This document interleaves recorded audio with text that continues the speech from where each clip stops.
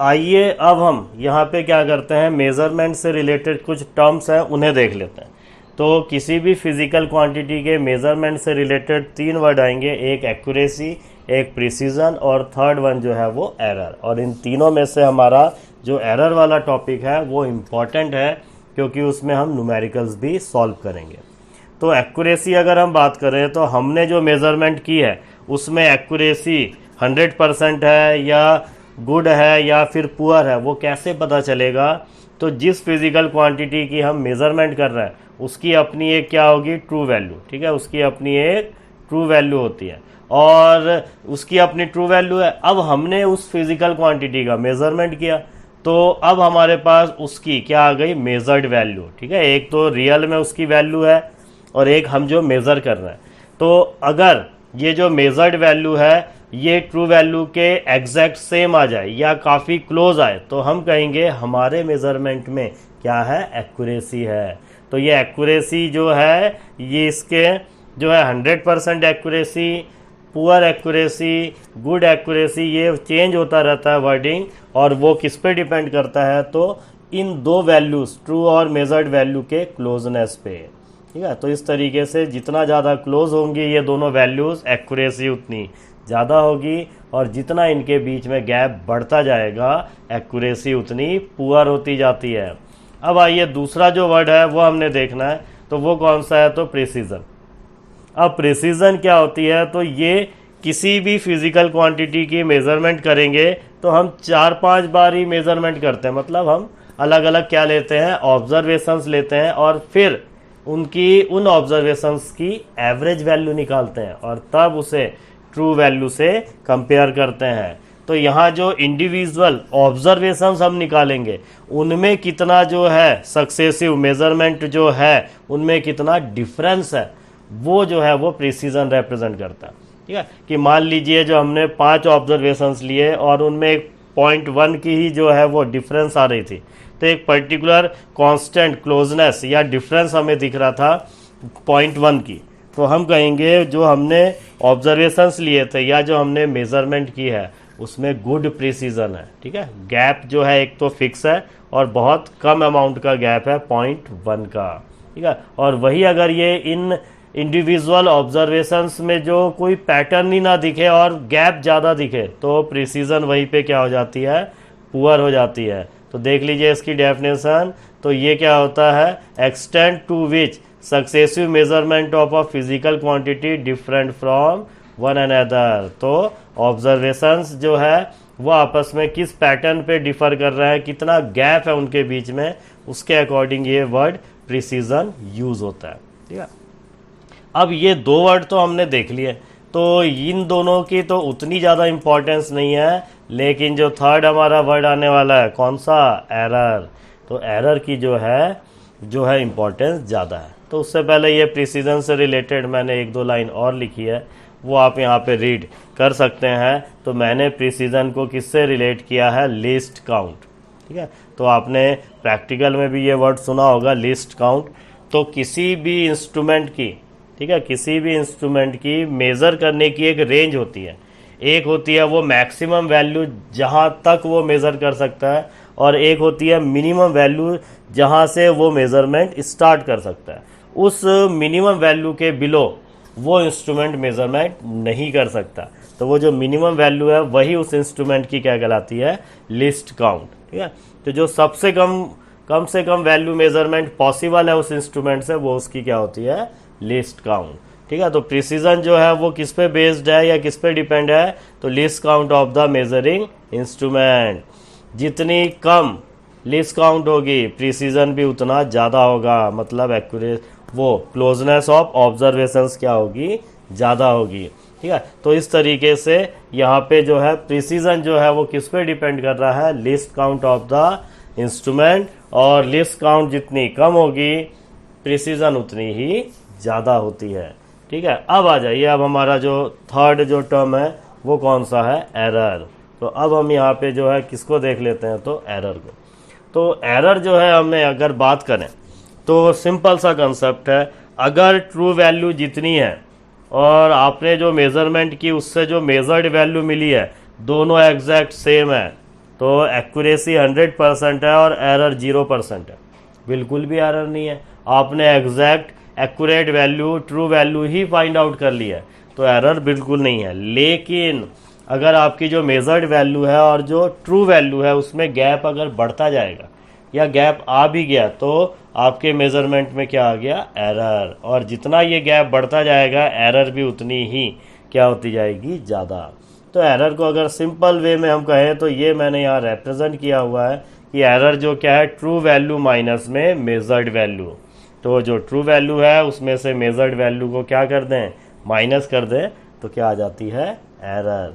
अब ये जो एरर है इसके भी अलग अलग टाइप्स हैं, ठीक है, एरर के भी अलग अलग क्या है अब टाइप्स। तो उनकी हमने डेफिनेशन देखनी है और इन एरर्स को एक्सप्रेस करने के लिए, मैथमेटिकली रिप्रेजेंट करने के लिए फिर हमें अलग से टर्म्स मिलेंगे, फिर हम वो भी देख लेंगे। तो आइए ये देख लीजिए टाइप्स ऑफ एरर। तो एरर के जो टाइप्स हैं तो इसको हम मेजरली, ठीक है, एरर को हम मेजरली दो कैटेगरी में क्लासीफाई करते हैं।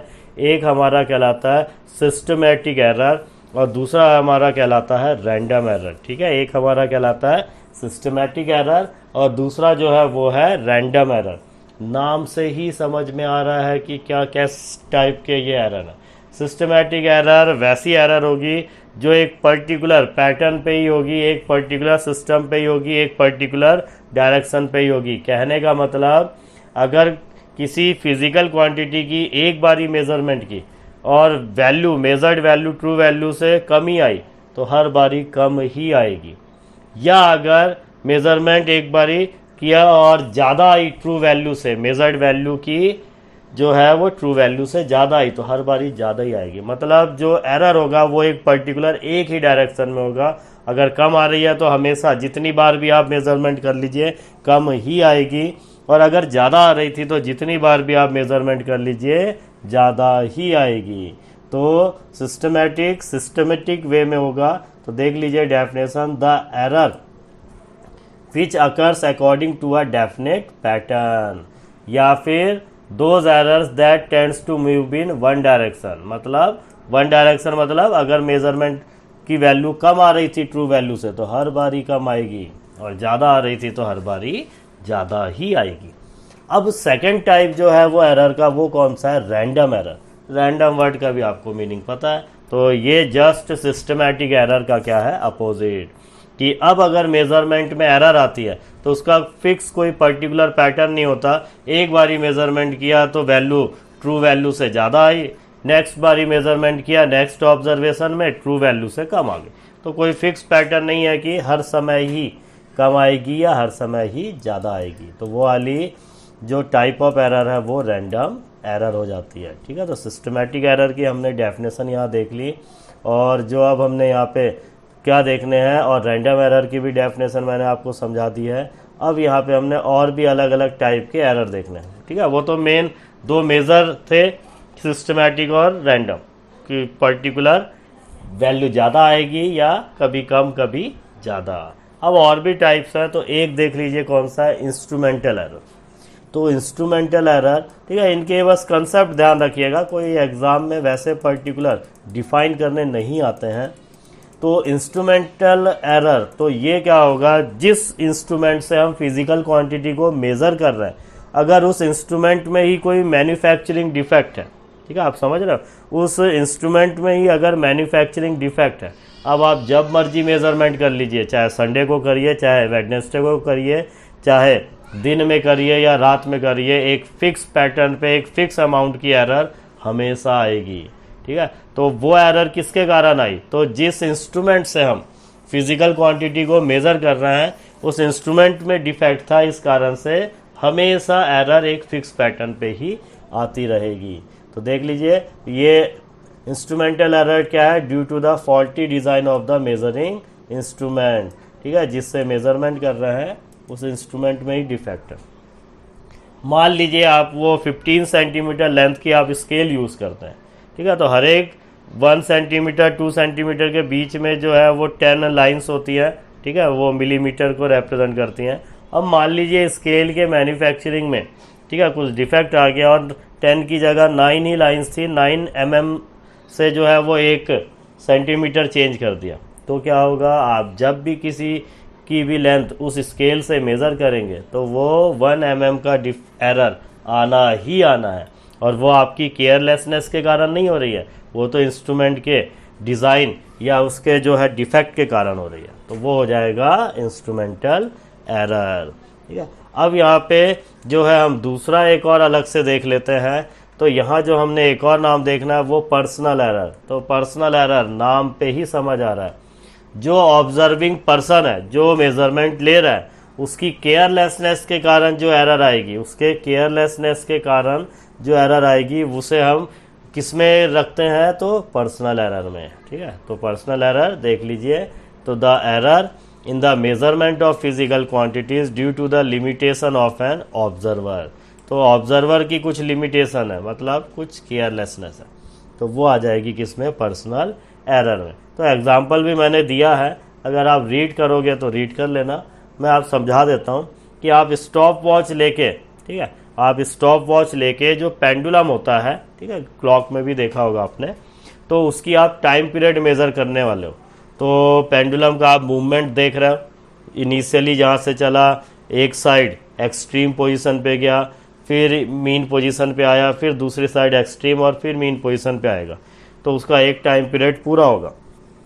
तो आप स्टॉप वॉच लेके बैठे हुए और आप देख रहे हो, अब आपने स्टॉप वॉच को स्टॉप किया, पर उस पेंडुलम को अपने मीन पोजीशन में आने से पहले ही कर दिया, मतलब 1 रोटेशन पूरा होने से पहले ही कर दिया, या फिर 1 रोटेशन हो गया और उसके ठीक बाद किया आपने, तो क्या हो गया, आपकी केयरलेसनेस है, और इस कारण से उसके पेंडुलम के टाइम पीरियड में क्या आ जाएगा, एरर। तो ये एरर किसके कारण आया, उस ऑब्जर्विंग पर्सन के केयरलेसनेस के कारण। 1 रोटेशन पूरा होने से पहले स्टॉप कर दिया, या 1 रोटेशन कंप्लीट हो गया और उसके थोड़ी देर बाद स्टॉप किया, तो उस तरीके से वहाँ पे क्या आ जाता है, एरर आ जाता है। तो ये पर्सनल एरर है। ठीक है, तो ये 2 नाम आ गए। अब जो है यहाँ पे अगर हम बात करें तो हम एक और टाइप देख लेते हैं, और वो जो एक और टाइप है वो कौन सा है, तो यहाँ देखा जाए तो नेचुरल एरर। ठीक है, तो नेचुरल एरर या इम्परफेक्शन इन एक्सपेरिमेंटल टेक्निक। तो नेचुरल एरर जो है, इसमें क्या होगा, पर्सन भी ठीक है, कोई केयरलेसनेस नहीं कर रहा है, जो इंस्ट्रूमेंट है वो भी एक्यूरेट है, पर क्या होगा, जो नेचुरल कंडीशंस होंगी जहां आप मेजरमेंट कर रहे हो, वहाँ पे जो नेचुरल कंडीशन होगी, जैसे टेम्परेचर, प्रेशर, ठीक है, तो इनमें अगर सडनली चेंज आ जाए, ठीक है, इस टेम्परेचर या प्रेशर में सडनली चेंज आ जाए, इंक्रीज या डिक्रीज हो जाए, तो आपके मेजरमेंट में एरर आ सकती है। तो ये हर फिजिकल क्वांटिटी के मेजरमेंट में एरर नहीं आती। जैसे आप बॉइलिंग पॉइंट मेज़र कर रहे हो, मेल्टिंग पॉइंट मेज़र कर रहे हो, वहाँ पे टेम्परेचर और प्रेशर का क्या आएगा, रोल आएगा, और उस हिसाब से जो है वहाँ जो एरर आया वो कौन सा एरर आ जाएगा, नेचुरल एरर या इम्परफेक्शन इन एक्सपेरिमेंटल टेक्निक। तो आप यहाँ पे देख लीजिए, the error arising due to the change in the condition of environment. ठीक है, और वो जो एरर आया क्या हो जाएगा, नेचुरल एरर। एग्जाम्पल दे रखा है मैंने, वही जो आपको समझाया कि आप अगर किसी का मेल्टिंग पॉइंट या फिर बॉइलिंग पॉइंट मेज़र कर रहे हो, तो उसमें जो एरर आएगा वो उसका क्या हो जाएगा, नेचुरल एरर। तो इस तरीके से जो है हमने यहाँ पे कुछ एरर हमने समझा, और एरर के अलग अलग टाइप्स हमने देख लिए कि कौन सा होता। तो ये रहा रैंडम एरर। स्टार्टिंग में मैंने समझा दिया था, डेफिनेशन मैंने यहाँ अलग से दे दी है। ठीक है, तो इस तरीके से ये कौन सा आ गया, हमारा रैंडम एरर। अब जो है हम नेक्स्ट वीडियो में जो है क्या करेंगे, अब जो है रैंडम एरर के बाद अगर हम बात करें, ठीक है, तो रैंडम एरर के बाद हमारा एक और एरर रह गया है, और उसे भी हम यहाँ पे देख लेते हैं। तो वो जो है वो कौन सा एरर है, लिस्ट काउंट एरर। ठीक है, तो लिस्ट काउंट एरर अभी मैंने आपको ऊपर समझाया था लिस्ट काउंट क्या होती है।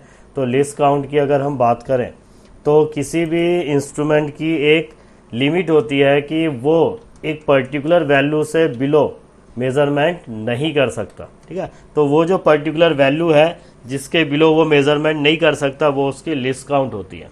अब मान लीजिए आप उस इंस्ट्रूमेंट से किसी फिजिकल क्वांटिटी की वो मेज़रमेंट कर रहे हैं जिसकी वैल्यू उसके लिस्ट काउंट से भी बिलो है, तो उस इंस्ट्रूमेंट से तो अब हम मेज़रमेंट कर ही नहीं पाएंगे, क्योंकि वो उसके लिमिट के बियॉन्ड है या उसके बिलो है।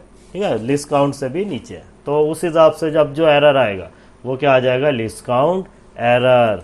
ठीक है, तो the smallest value that can be measured by the measuring instrument, वो उसकी कहलाती है लिस्ट काउंट। और the error in measurement due to the limit of resolution of the instrument. ठीक है, लिमिट ऑफ रिजोल्यूशन भाई लिमिट रेंज कि यहाँ भाई यहाँ से यहाँ तक मेजरमेंट कर सकता है, लेकिन अगर उसकी लोएस्ट वैल्यू से भी कम वैल्यू वाली मेजरमेंट आप करोगे तो वो इंस्ट्रूमेंट उसे परफॉर्म नहीं कर पाएगा, तो वो एरर कहलाता है लिस्ट काउंट एरर। इसे मैं अगर ऐसे समझाऊं, मान लीजिए कोई वेट करने वाली आपके पास इंस्ट्रूमेंट है, ठीक है, वेगिंग मशीन है, और उससे आप मेजरमेंट जो है कम से कम आपका 50 ग्राम का कोई ऑब्जेक्ट होगा, उसकी मेजरमेंट मतलब कह लीजिए उसका लिस्ट काउंट 50 ग्राम है सीधा सा। ठीक है, वो वेगिंग मशीन है और उसकी जो सबसे लोएस्ट वैल्यू जो वो मेज़र कर सकता है वो 50 ग्राम है। अब आप कोई एक ऑब्जेक्ट लिया है जिसका मास मान लीजिए 45 ग्राम है या 40 ग्राम है या 50 से नीचे वैल्यू वाली है। अब आप उससे मेज़रमेंट करोगे तो उसने तो मेज़रमेंट दिखानी ही नहीं है, तो वहाँ पे क्या हो गई, एरर आ जाएगी मेज़रमेंट में, और वो एरर क्या कहलाता है, लिस्ट काउंट एरर। ठीक है, तो इस तरीके से हमने यहाँ पे एरर वाला टॉपिक जो है वो हमने यहाँ पे समझ लिया है, और फिर हमने इसके जो है क्या देखेंगे, न्यूमेरिकल्स कर लेंगे।